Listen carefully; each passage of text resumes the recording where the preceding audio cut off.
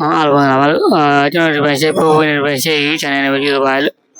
ကျွန်တော်ခုကမြောက်ပေးခြင်းနဲ့ကျွန်တော်လည်းဗာလဲဆိုမိတ်ဆွေအတွက် motivation ဖြစ်စေဖို့အတွက်ကျွန်တော်ချက်ကလေး3ချက်ကိုမြောက်ပေးခြင်းပါလို့ချက်ကလေး3ချက်ကဗာလဲဆိုကျွန်တော်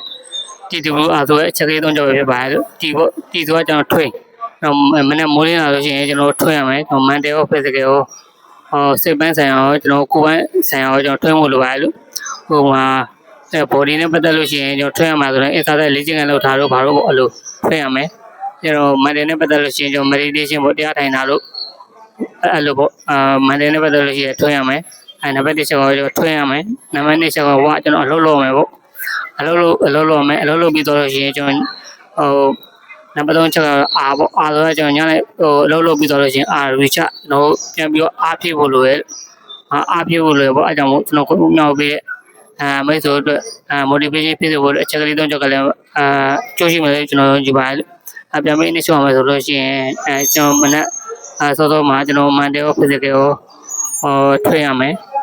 နံပါတ်2ကကျွန်တော်အလုပ်လုပ်ရမယ်နံပါတ်3ချက်ကကျွန်တော်ညနေမှာကျွန်တော်ပြန်ပြီးတော့အားဖြည့်ဖို့လိုပါတယ်လို့ဝေချပေါ့အဲ့ဒါကျွန်တော်ခုမြောက်ပြီးအကြောင်းလေးလည်းမိတ်ဆွေတို့ကြိုးရှိမယ်လို့ကျွန်တော်ယုံကြည်ပါတယ်လို့